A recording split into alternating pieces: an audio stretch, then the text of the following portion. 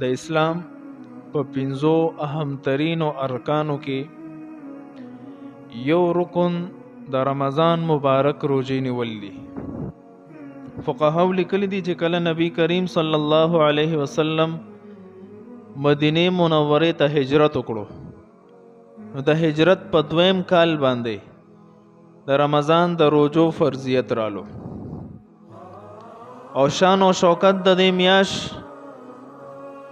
رب ذوالجلال قرآن کې هم ذکر کړی دی او نبی کریم صلی الله علیه وسلم په خپل زبان اطهر باندې هم په ډیر شی احادیثو کې ذکر کړی دی. حدیث کې راځي نبی علیہ السلام فرمایل اذا دخل رمضان،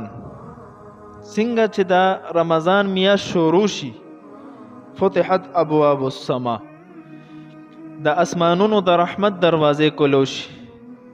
ابواب الرحمه د رحمت دروازې کولوش، وغلقت ابواب جهنم د جهنم دروازې بند کړي شي، فتحت ابواب الجنه او د جنت دروازې کولوش، وسلسلة الشیاطین او سرکش شیاطین قید کړي شي چې د بندگان الهی روزې ته ضرر نقصان نه رسي،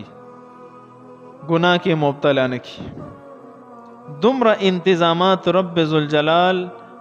د دې میاشتې د برکت په وجه باندې د بنده بطور استقبال فرمایي. نو هر کله چې دومره عظیم عبادت ته نو د دې څه آداب هم دي چې دا په هغه آداب سره وشي نو انسان د فضیلت حامل جوړیږي، او که په هغه آداب سره ونه شو نو انسان د دغه فضیلت نه بیا محروم هم پاتې کېدی شي.